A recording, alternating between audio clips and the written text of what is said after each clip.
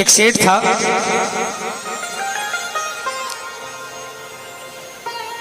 उसको भी जुनून था पैसा कमाने का। नीचे गद्दी थी, ऊपर घर था। सुबह सुबह जल्दी उठता,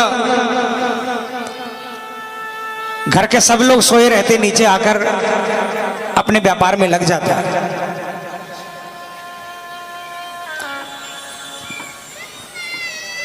पत्नी बेटी लेकर नीचे ही आती। सुबह से लेकर रात तक वो सिर्फ अपने व्यापार में मगन रहता। घर वाले बीवी बच्चे कभी कहते कि हमें छुट्टी का दिन है, बाहर घुमाने के लिए ले चल पड़ो,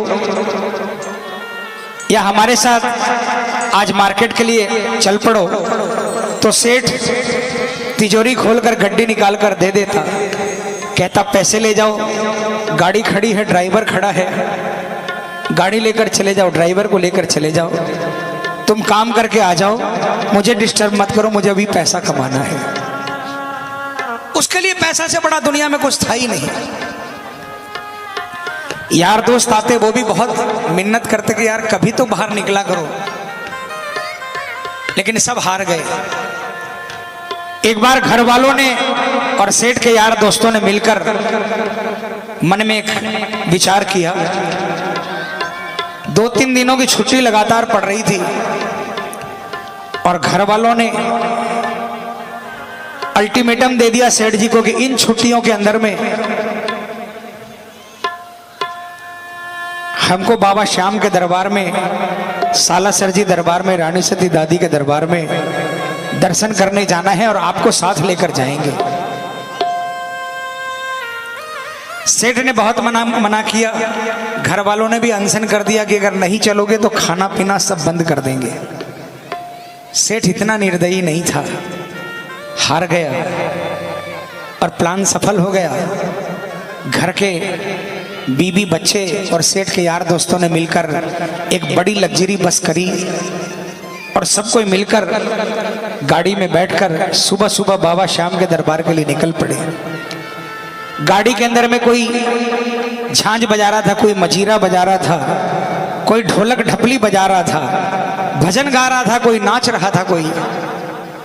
लेकिन सेठ वहां पर भी मोबाइल लेकर सौदा कर रहा था।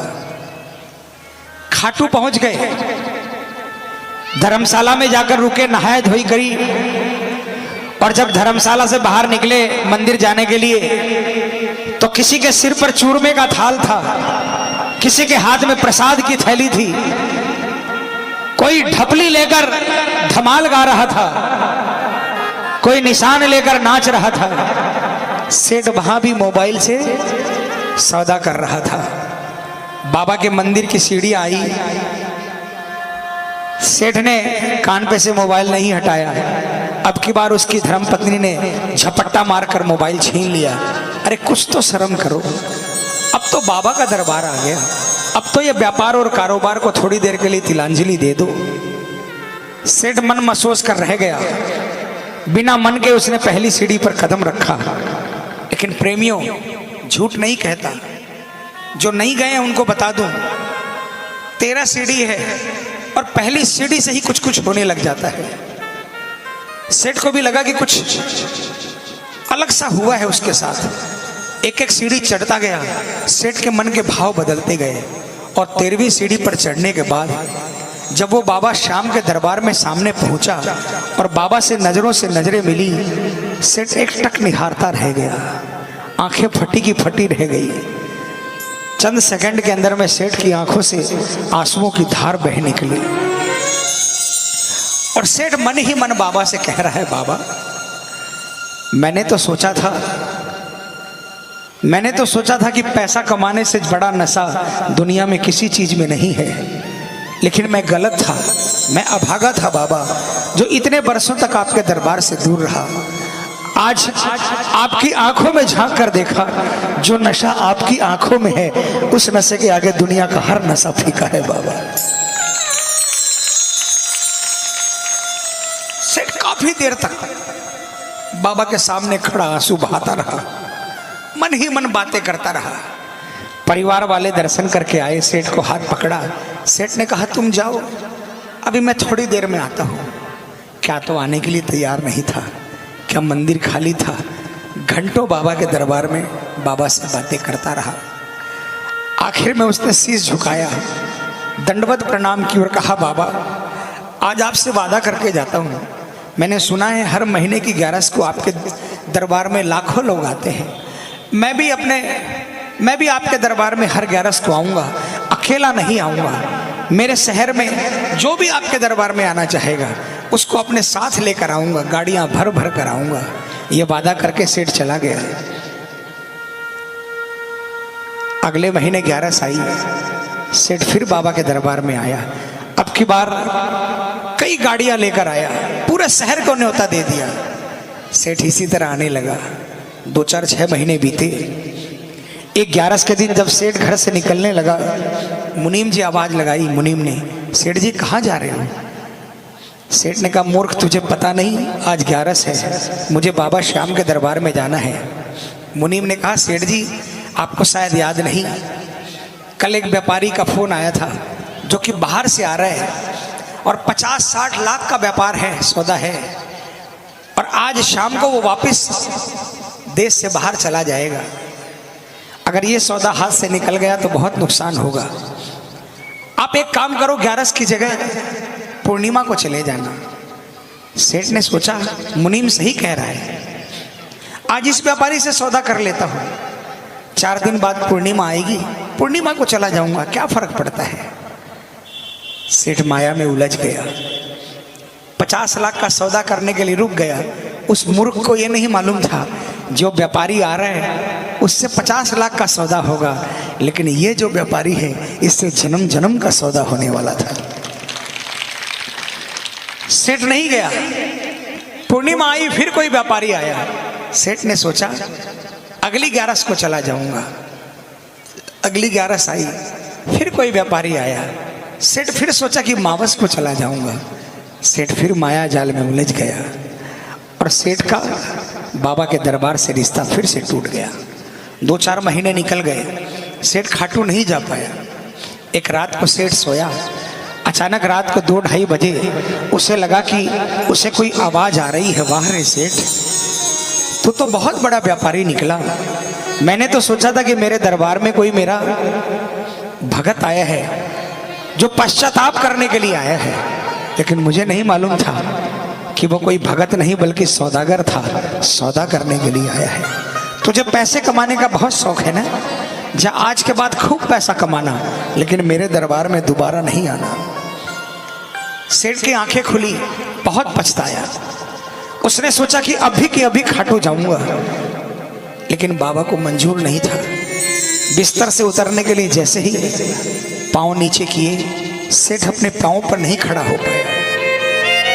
पैरालिसिस अटैक हो गया, दोनों पांव रह गए। बहुत पछताया। एक दिन सेठ व्हील चेयर पर बैठा अपने मकान के बाहर आंसू बहा रहा था। एक डाकिया बगल से निकला।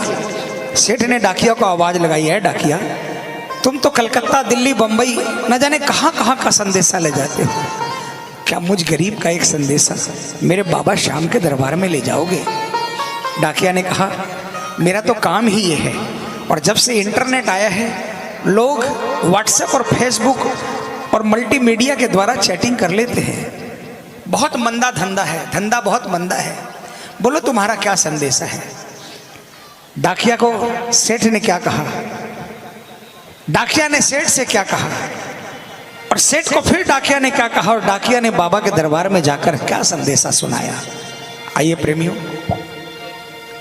विश्वास दिलाता हूं, जो भी मन में उधेड़ गुण है, जो भी मन में सवाल है, जो भी परेशानी है, इस भजन के माध्यम से आप अपना संदेशा भेज देना। मैं आपका डाकिया बनने के लिए तैयार हूं। 15 मई को 11 है। अगर मैं जिंदा बाबा के दरबार में पहुंचा तो मैं विश्वास दिलाता हूं आपको, आपकी हाजिरी पहले लगाऊंगा, मेरी हाजिरी बाद में लगाऊंगा बाबा के दरबार में। आइए, उस सेठ ने डाकिया से क्या कहा। मैं निवेदन करूंगा 15 मिनट इधर उधर किसी से बात मत करना, कोई बगल वाला आपसे बात करे ना, उसको बोल देना 10 मिनट रुक जाओ, अभी मुझे मेरे बाबा से बातें करनी है, ठीक है? आइए।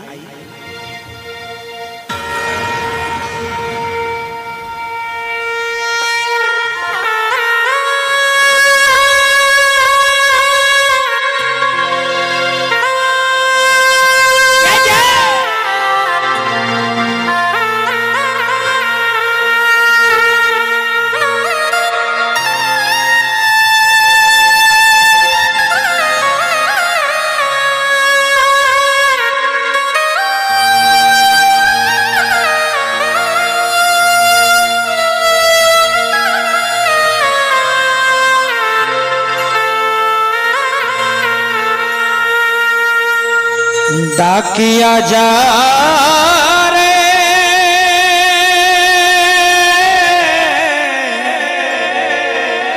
शाम ने संदेशो दीजे, शाम ने जाए तू कह दीजे, भगत थार दर्शन ने तरसे। समझ में आया? थोड़ा मारवाड़ी है, समझ में आ जाएगा, मैं समझा दूंगा। उठाओ ना हाथों को, कौन कौन संदेशा भेजना चाहता है?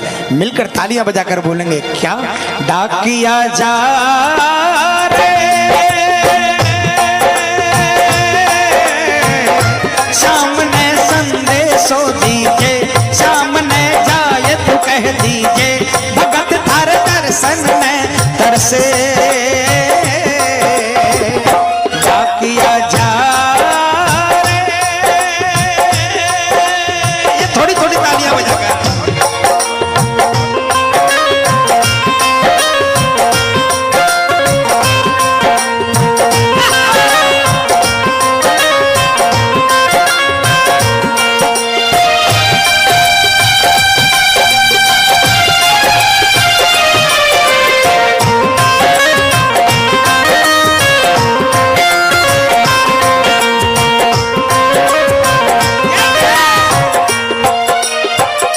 बजाओ ना।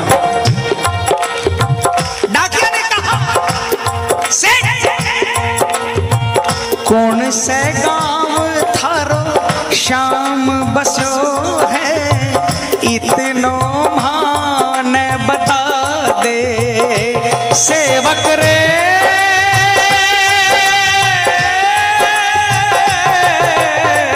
कौन से गांव थारो शाम बसो है, इतनो मान बता दे।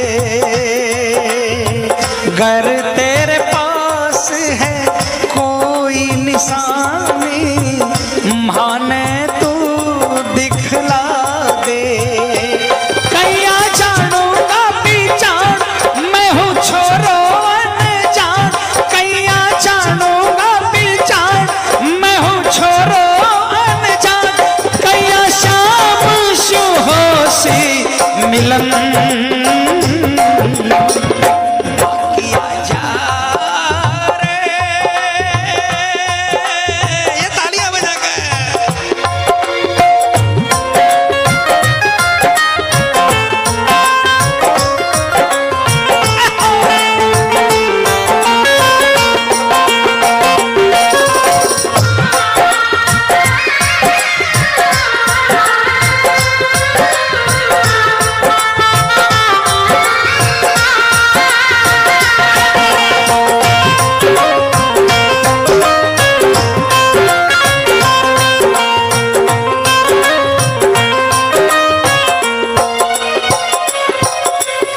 किसको किसको ठिकाना पता है खाटू का?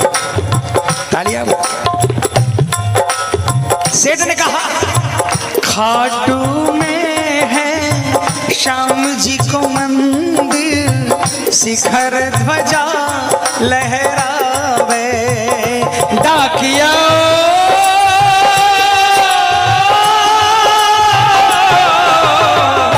खाटू में है श्याम जी को मंदिर, शिखर ध्वजा लहरावे। डोडी पर हनुमान विराजे, सेवक चवर ढुलावे। हो के नौबत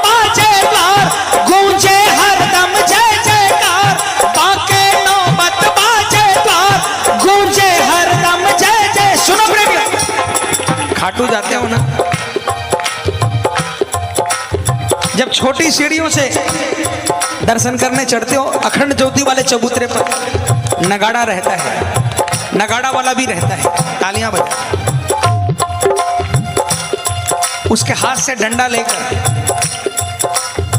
माथे से लगाकर जो भी अरदास हो वो अरदास कहकर 5 बार उस नगाड़े पर वार किया करो, और जो भी आपकी श्रद्धा हो 10, 20, 50, 100 उस नगाड़े वालों को दे दिया करो, अरदास पूरी होती है।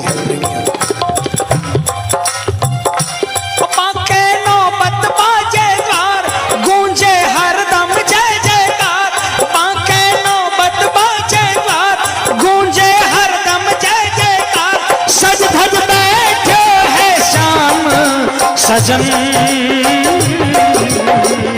डाकिया जा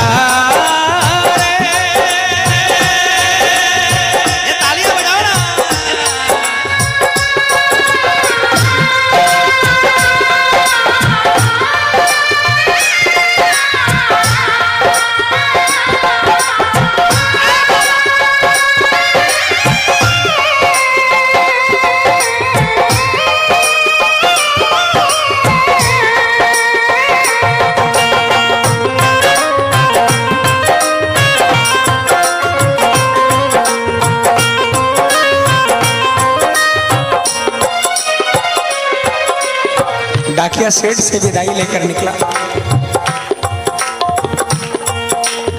खाटू पहुंचा, बस से उतरा, लोगों से पूछा भैया श्याम बाबा का मंदिर कहाँ है? लोगों ने बताया बाबा के मंदिर के पास पहुंचा। डाकिया भी सीढ़ी पर कदम रखा, डाकिया को भी कुछ अजीब महसूस हुआ, डाकिया सीढ़ी चढ़ता चला गया, 13वीं सीढ़ी पर पहुंचा। ध्यान देना, जब कोई कोरियर वाला आता है, डाकिया आता है, घंटी बजाता है, और जब आप दरवाजा खोलते हो ना तो डाकिया या कोरियर वाला पहले आपको नहीं देखता, पहले अपने झोले में हाथ डालता है और झोले से आपकी चिट्ठी निकालता है, फिर आपकी तरफ देखकर आपकी चिट्ठी आपको सुपुर्द करता है। अभी तक डाकिया ने बाबा को नहीं देखा था, तालियां बजाना।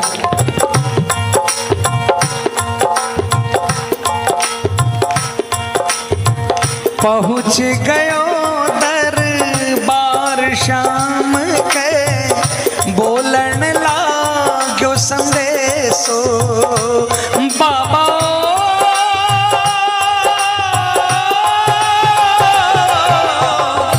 बन बैठो कद श्याम दीवानो, कुछ ना रयो अंदेशो। डाकिया ने जैसे ही अपने थैले में हाथ डाला, चिट्ठी निकाली ना, बाबा की तरफ देखा, डाकिया के होश उड़ गए, चिट्ठी हाथ से छूट गई, डाकिया की आंखों में भी आंसुओं की धार बह गई, फूट फूट कर रोने लगा, संदेशा सुनाना भूल गया। अचानक उसे लगा कि कोई आवाज आई, अरे डाकिया, तू जिस काम के लिए आया है वो काम तो बता। डाकिया बाबा के चरणों में गिर गया, उसने कहा बाबा, मैं अभागा डाकिया,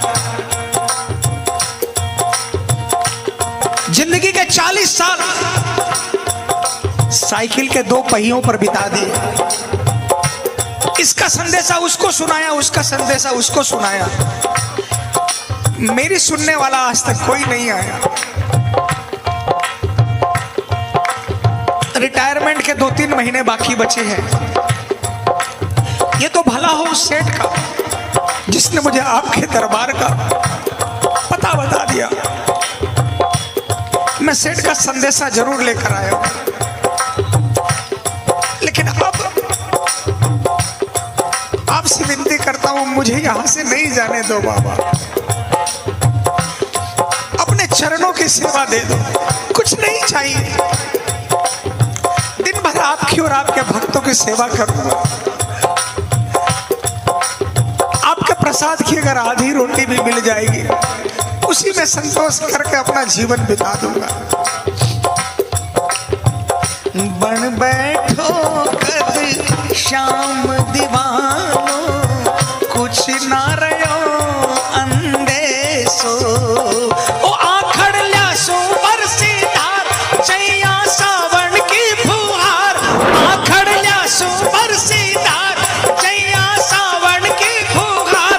देख सावरिया बोलो यह वचन।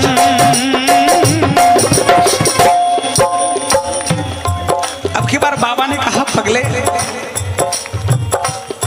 तुझे वापिस भेजने के लिए थोड़ी बुलाया है मैंने, तुझे अपने पास रखूंगा, लेकिन मेरा एक छोटा सा काम कर देगा।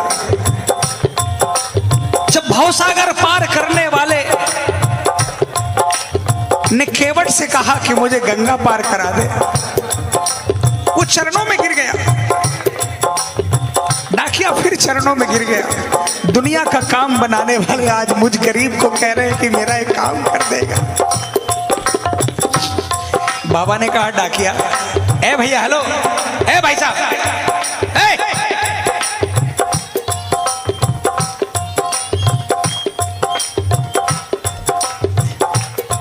बाबा ने कहा, पगले, जिस सेठ की चिट्ठी लेकर आया है ना, अगर उसको संदेशा वापस नहीं सुनाएगा मर जाएगा वो।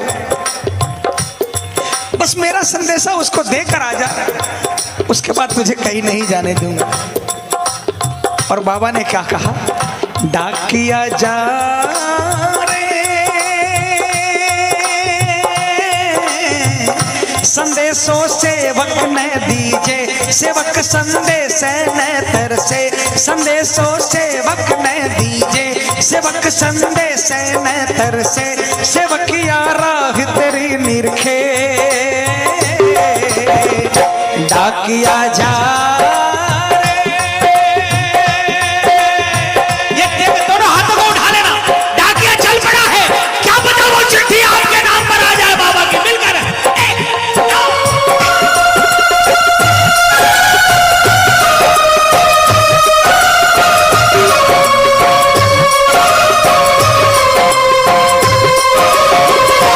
चिट्ठी आई है, चिट्ठी आई है, बोलो बोलो बोलो। चिट्ठी आई है, चिट्ठी आई है, ओ चिट्ठी आई है खाटू से, चिट्ठी आई है, बोलो। चिट्ठी आई है खाटू से, चिट्ठी आई है। बड़े दिनों के बाद मेरे श्याम धनी को और बड़े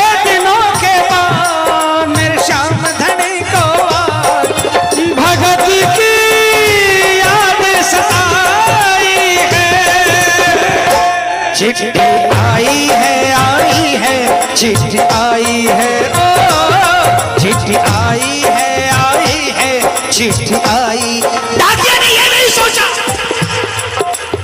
कि रात के 2 बजे 2:30 बजे सेठ के घर पे पहुंचूंगा। उसको तो जल्दी लगी थी कि बाबा का संदेशा सेठ को देकर वापस श्याम के चरणों में आकर नौकरी में लग जाने की। रात को 2 बजे वो सेठ के मकान के बाहर पहुंचा। उस दिन सेठ के घर में कोई नहीं था, सेठ अकेला सो रहा था। डाकिया ने कॉल बेल दबाई।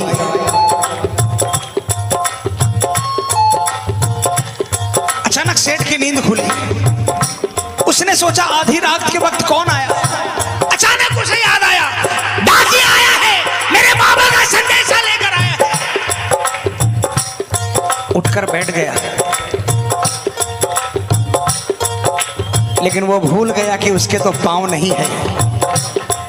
घसीटते घसीटते व्हील चेयर पर पहुंचा और व्हील चेयर को धकेलते धकेलते दरवाजे तक पहुंचा। तालियां बजाना।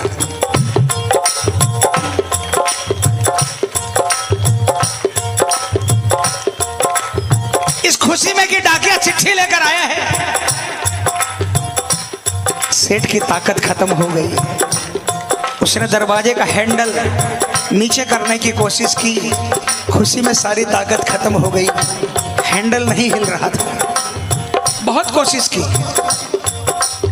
बाहर से डाकिया बार बार घंटी बजा रहा है और अंदर से सेठ बार बार हैंडल को ऊपर नीचे घुमा रहा है। आग बाहर भी लगी है, आग अंदर भी लगी है। अंदर आग इसलिए लगी है कि जल्दी से जाकर डाकिया के गले लगूं और बाबा का संदेशा सुनूं, और बाहर आग इस बात की लगी है जल्दी से सेठ को संदेशा देकर बाबा के चरणों में सेवा करने के लिए पहुंच जाऊं। काफी समय बीत गया, सेठ की आंखों में आंसू आ गए और अचानक उसने आओ देखा न ताओ और हैंडल पर हाथ रखकर एक जोरदार जयकार लगाई, हारे के सहारे की, और उसने जोरदार ताकत लगाई, हैंडल नीचे हो गया, दरवाजा खुल गया और सेठ बाहर डाकिया के चरणों में जाकर गिर गया। सेठ डाकिया के चरणों में गिर गया, डाकिया सेठ के चरणों में गिर गया। दोनों गले लगने लगे। डाकिया ने चिट्ठी निकालकर सेठ के हाथों में दी। सेठ ने कहा, नहीं, मुझ पापी को मत दो, आप तो मेरे बाबा के करीब जाकर आए हो, आप अपने हाथ से मुझे संदेशा सुना दो। बाबा ने क्या कहा?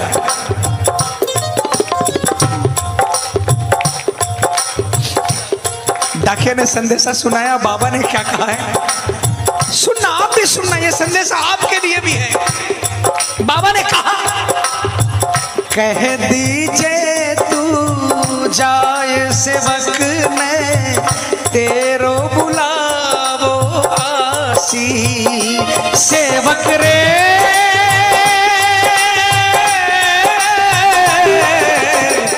कह दीजिए तू जाए सेवक ने तेरो बुलावो आसी, सबकी आस पुराऊं तो तू कैया रह जासी, तेरी सारी जानू बात पूरी करसूं मन की आस, तेरी सारी जानू बात पूरी करसूं मन की आस, पर बढ़ा मेरे काने कदम डाकिया रे। सेठ बाबा ने कहा, कह देना सेठ को जाकर, तेरी सारी बात जानता हूं और तेरी हर आस पूरी करूंगा, लेकिन पहला कदम तुझे बढ़ाना पड़ेगा। तू मेरी तरफ एक कदम बढ़ा, उसके बाद तुझे कुछ करने की दरकार नहीं, फिर मैं तुझे अपनी गोदी में लेकर चलूंगा। किसको किसको विश्वास है? पूरे हाथ उठाना, पूरे पूरे, और जोरदार तालियां बजाकर बस।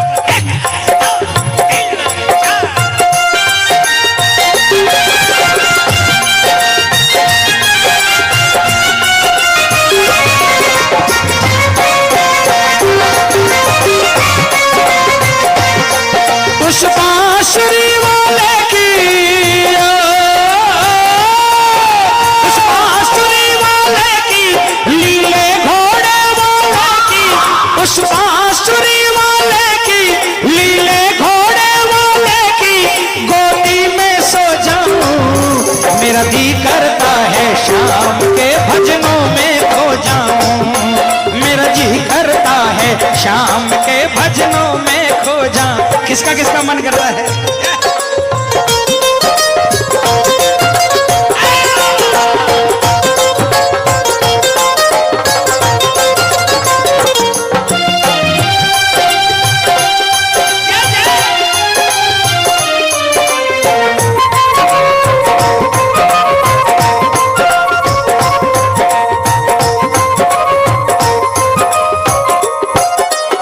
और जो ही बाबा का संदेशा सुना, सेठ नाचने लगा। तालियां बजाओ। सुन संदेशो सांवरिये को, मनडो घणो हरसायो, बोलो बोलो। सुन संदेशो सांवरिये को, मनडो घणो हरसायो, बंध गया पाँव में घूघरिया सा, मन को मोर यो गायो, हमारो श्याम बड़ो दिलदार, हो जाओ लेवन में तैयार, हमारो श्याम बड़ो दिलदार, हो जाओ लेवन में तैयार, किशन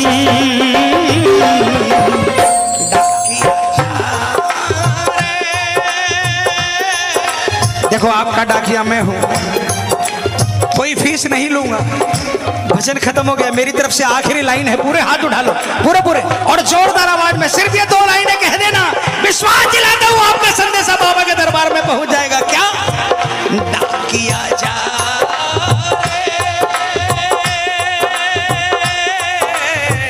सामने संदेशो दीजे, सामने जायत कह दीजे, सामने संदेशो दीजे, सामने जायत कह दीजे, भगत थर दर्शन में तरसे।